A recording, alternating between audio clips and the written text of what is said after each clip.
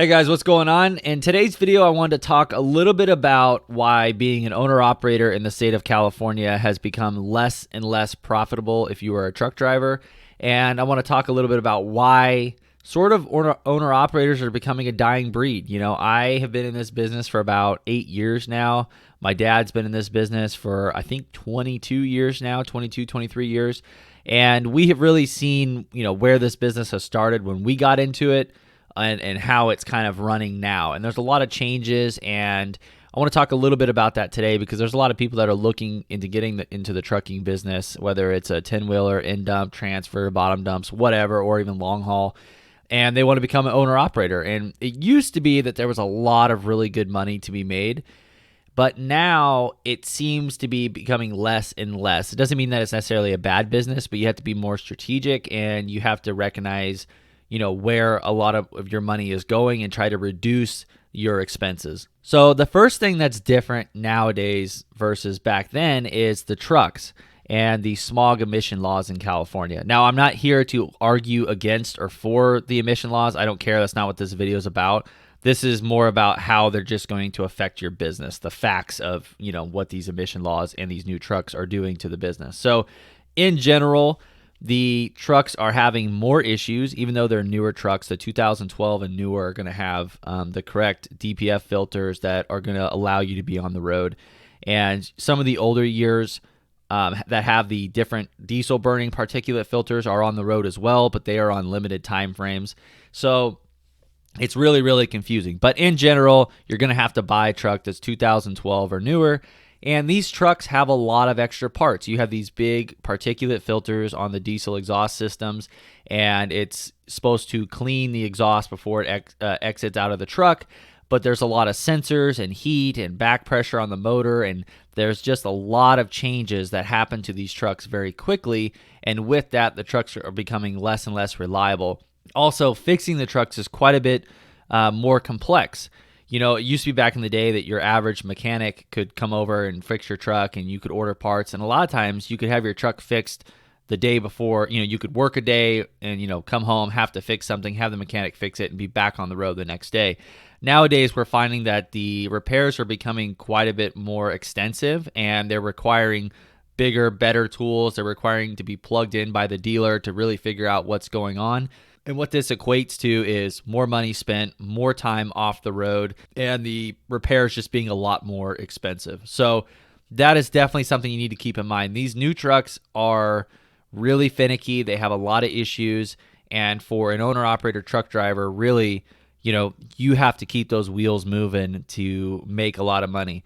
And with the trucks having a lot of issues like they have been, it's becoming increasingly more difficult to be on the road every single day.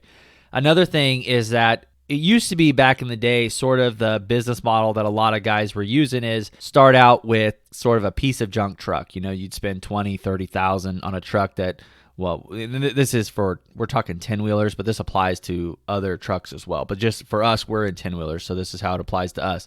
But people used to buy, a $20,000 piece of junk truck, and they would get working and they would be fixing the truck constantly, just barely making it, but they'd be putting money away. And after about a year and a half, they would have enough money to buy a better truck that was in better condition, way less miles, and they would get in that truck. And then that's really when the money started to be made, and then they would start really building a business because that truck was more reliable, it was on the road a lot, etc. So the initial investment used to be pretty low. Like you could get into the business, and as long as you worked hard, you could move your way up and eventually find yourself in a nicer truck making good money. Nowadays, it's a little more complicated because even the newer trucks have a lot of issues, like I just mentioned. And so the overhead of constantly fixing them can be quite expensive. But on top of that, the initial investment of getting into the business is quite expensive as well. It used to be back in the day that a truck with 500,000 miles was a good truck. That's a truck's got a lot of life left in it. Nowadays, most guys don't even want to touch a truck that has 500,000 miles because the life expectancy on these engines is a lot less. I hear of guys having catastrophic failures at 250,000 miles. Some guys, 300,000 miles, 500,000 miles. Guys are really hesitant to pick up these trucks with high miles because they have a lot of issues. So getting into the business can be more difficult because you're going to have to spend a lot more. Even if you're buying a high mileage truck, they still cost a lot more. So that is something to keep in mind. The good old days of buying a $20,000 truck and getting yourself into the business are pretty much gone. The trucks that we look at are in the $80,000 to $100,000 range just for the truck. That doesn't even include the bed and all the things that you would put on a dump truck or a transfer. And that's to get a truck that's, below 100,000 miles or around 100,000 miles, because those are really the only trucks we really want to take a chance on because they have the least amount of wear and tear. And we're just hoping that these complicated systems don't break down on us. So that's the first thing. The trucks are just a lot more expensive. They're a lot harder to keep on the road, and they require a lot of expensive repairs. The next thing I want to talk about is the overhead increase for other things. So over the last couple of years, we have noticed a significant increase in insurance.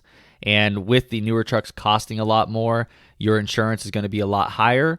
Also, we've talked to a lot of insurance reps, and they see these newer trucks as a more risky investment. So with the DPF filters and all of the things that are on these trucks, they find them more risky. There's more failures. There's a lot of truck fires, different things that happen because there's so much heat in that filter. And so when you go to insure these newer, more expensive trucks, not only do they have just a higher price tag, so the insurance is going to be higher, but they see that that truck has more risk involved. So you're going to have higher insurance rates. It used to be back in the day with an old truck, you can insure a truck for $3,800 would be like an average rate. We were paying around $4,500 a couple years ago. Now our older trucks are seeing insurance rates all the way up to like $6,500, and newer trucks, some guys are reporting $8,000-$9,000 a year for them trucks. So insurance rates are definitely going up. Another thing that you need to consider, they're becoming more expensive. Another thing you need to work into your business plan. So the next thing you're going to have to worry about is the uncertainty of whether or not your truck can be on the road for its full lifespan. This is something that you have to think about because 10 years ago, if you asked a guy, hey, you bought this new 2005 truck, how long is it going to last you? And he's going to go, oh yeah, it's going to last me, probably to 2020 at least, because I don't do 100,000 miles a year. I only do 60,000 a year or whatever. So I'll at least get 15 years out of this truck. Well, and then all of a sudden those years start to pass by, and then Air Resources Board goes, oh, that truck's no longer allowed on the road because it's not equipped with the correct smog emissions equipment, or you have to spend a bunch of money to put aftermarket stuff on there. That is a problem. And the reason that's a problem is a lot of guys didn't work that into their initial investment of the truck, and now all of a sudden they're paying a lot of money out of pocket. So the question is, with these new trucks, is that same thing going to happen? I would like to say no, but the thing is new laws are passed all the time, and we really do not know. It could happen. So that's another thing to take into consideration is that, don't count your chickens before they hatch. Like, really know what this truck is costing you per year, because you may not get the full lifespan out of the truck. The last thing I want to talk about that's kind of complicating things a little bit for owner-operators is this new AB5 law. Now, as of currently, it's on pause because they don't really know how to interpret it for trucking commerce in California, but it is definitely something to pay attention to. I'm not going to act like I've read the entire law, and I have not, but the basics that I have learned from the people that I have talked to is that you, as an owner-operator, you're working as a contractor for your brokers, and a lot of brokers are requiring that owner-operators become incorporated, so they're no longer sending them a 1099. The idea is that if you're a contractor working for a broker, you guys are in the same line of business, and the state of California would like for contractors to be given benefits. They're trying to protect the smaller contractors from getting basically their benefits stolen from them from being just labeled as a contractor.